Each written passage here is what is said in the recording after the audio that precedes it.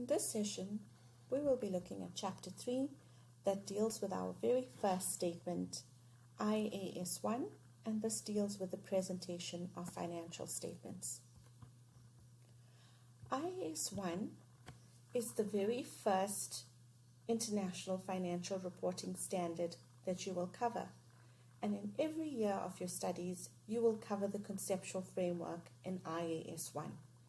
There are two very important pillars of accounting, and these both need to be studied every year so that we read both the conceptual framework and IAS 1 when we study any of our other international financial reporting standards.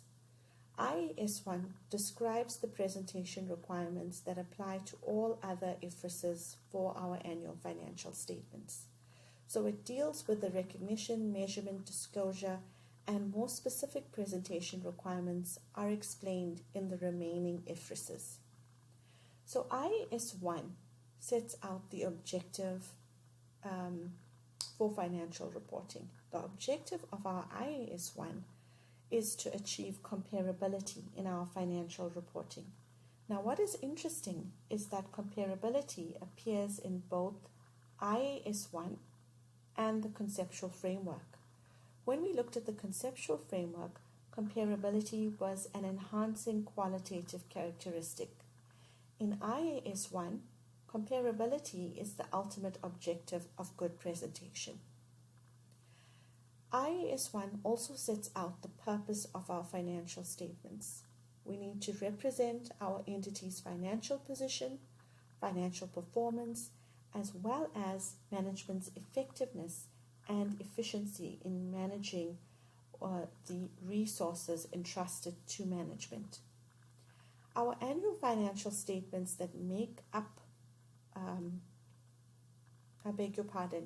statements that make up our annual financial statements are our statement of financial position, our statement of comprehensive income, our statement of changes in equity, statement of cash flows, and the notes to our financial statements. IAS 1 will set out the structure of each of these statements as well as the minimum content of each of them.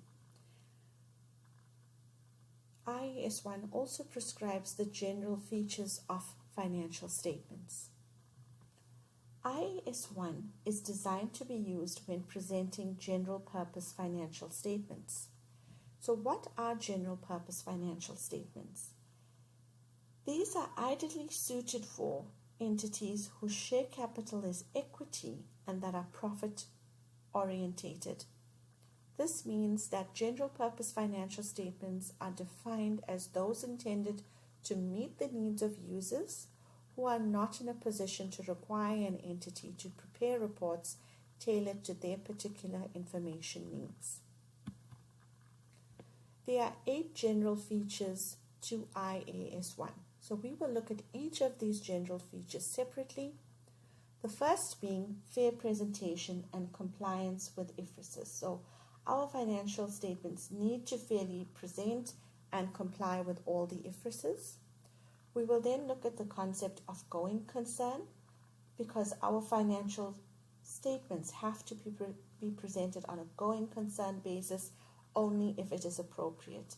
If management assesses going concern and if the entity isn't a going concern, then another basis needs to be used for presentation and extra disclosure will be required.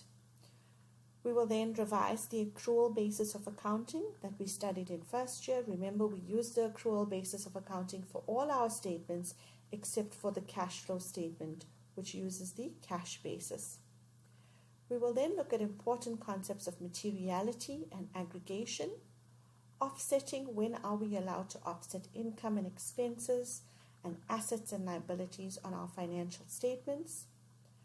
How often do we report? What is the frequency of reporting? IAS 1 deals with our annual financial reporting. It doesn't deal with our interim financial reporting. Comparative information and consistency of presentation. So let's look at the first feature then, fair presentation and compliance. If you comply with all the international financial reporting standards, you will have to include in your financial statements a statement that you comply with all the IFRSs as well as their interpretations. Fair presentation is only achieved if we've applied all of our IFRSs with all the extra disclosure that was required, as well as applying the conceptual framework.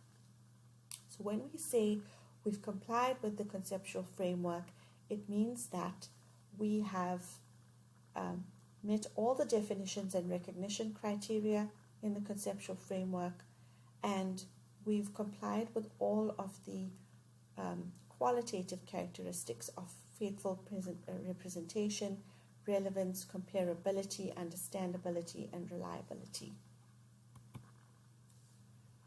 In very rare circumstances, management may believe that applying a certain standard will make the financial statement so misleading that they will no longer meet the objective of financial reporting. So in that case, the entity will want to depart from IFRS, meaning that they will not want to apply the requirements of that particular IFRS. So if the compliance results in the IFRS in your financial statements conflicting with the objective of financial statements, being able to provide useful financial information, then the entity will depart from that IFRS, provided that the legislation in that country does not prohibit us from departing from that IFRS. So the regulatory framework in a particular country must not prohibit us from departing from the IFRS. So in South Africa, the legislation that we would look to would be our Companies Act. In making a decision whether to depart from an IFRS or not, management needs to consider why is the objective of financial reporting not being achieved by the entity situation. So why do they believe that our financial statements are going to be so misleading that the financial information won't be useful anymore? We also need to consider how the entity's circumstances would differ from those of other entities that have complied with the IFRS requirements. So when we want to depart from IFRS, if your management believes that the compliance may lead to this misleading information, we depart from the offending statement unless the departure is prohibited by legislation, in which case you would comply with the standard, but then you would just provide more disclosure to the users of the financial statements to patch up the problem. If we depart from the IFRS, disclosure of the non-compliance is required. So IAS 1 tells us then, if you decide to depart from an IFRS, if you are not complying with one of your IFRS standards, what disclosure are we required to provide to the users? Firstly, the disclosure that is required is management's conclusion that our financial statements present fairly the statement of financial position, your financial performance, your cash flows, and a declaration that the entity has complied with all the applicable IFRSs except that it has departed from a particular requirement so as to achieve fair presentation. Then we need to provide the title of the IFRS from which the entity has departed, and then the nature of the departure. So we need to provide the details of which standard then have we decided to depart from. We then need to provide the treatment that was required by the IFRS and the reason why that treatment was considered to be so misleading that the information that we provide, the financial information that we provide, won't be useful anymore. And then finally, the alternative treatment that we adopted instead and the financial impact of the departure on each item for the period presented that would otherwise have had to be reported had the entity complied with the requirement.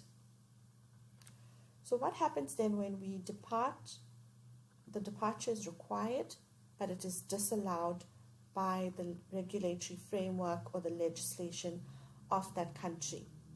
The disclosure that's required is firstly the offending IFRS, so the IFRS from which we want to depart, the nature of the specific requirement in the IFRS that has resulted in misleading information, management's reasons as to why they believe the IFRS will result in our financial statements not providing useful financial information, and then any adjustments that the management believes should be made to achieve faithful representation.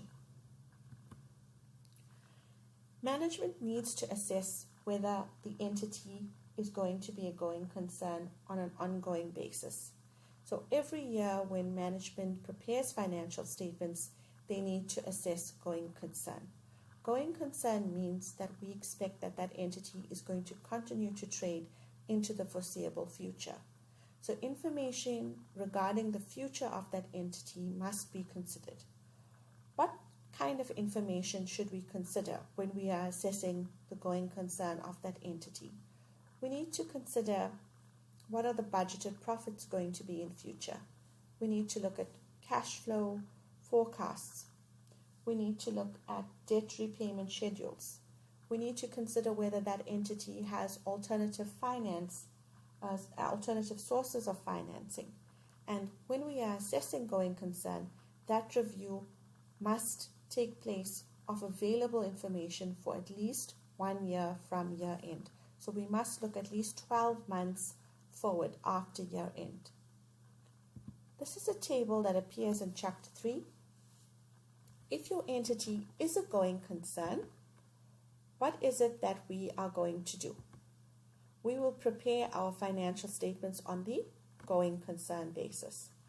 If the entity is not a going concern, then we cannot prepare our financial statements on a going concern basis.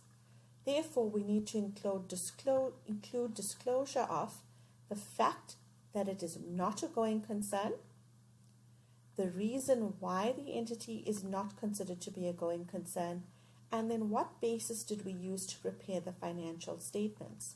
So instead of using our normal basis, we may make use of liquidation values. Because the entity is not going to be a going concern, it will be liquidated, therefore we will make use of liquidation values.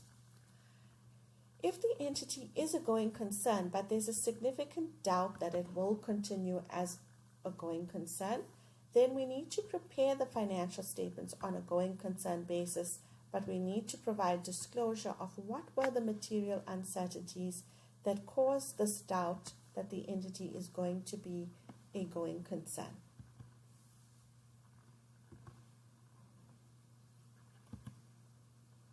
The accrual basis means that transactions are recorded in the period in which they occur rather than when cash is received or paid. So this means that we recognize all the elements of our financial statements. Our elements are our assets, liabilities, income, expenses, and equity when the definitions and recognition criteria have been met. So expenses are recognized when they are incurred, not paid, and income is recognized when earned and not received. The accrual basis will apply to all financial statements except for your statement of cash flows, which is prepared on a cash basis. Materiality and aggregation. Aggregation means that we combine items that we believe are not material enough to be shown separately. Segregate means to separate. So if items constitute a material separate class, so for example, if we look at our property, plant, and equipment, vehicles would constitute a separate class to furniture and fittings. So to decide whether items should be in a separate class, we need to look at the nature and the function of items. So the nature of motor vehicles, for example, would be different to the nature of equipment or furniture and fittings. Materiality is a very important concept. This is a concept that we must know. Materiality means information is material if omitting, misstating, or obscuring it could reasonably be expected to influence the decisions that primary users of general purpose financial statements make based on the financial information that we provide to them. A material class would be knowledge of a class that may affect the economic decision of a user. Accounting starts with a transaction or event that triggers off the accounting process. So when a transaction or event takes place, this then gets recorded on a source document, for example, a receipt or an invoice. That then gets posted to a journal, and the journal is posted into a ledger account. All our ledger accounts are then posted to a trial balance. All adjustments are then made to the trial balance to get us to a closing trial balance, which is then posted to our financial statements.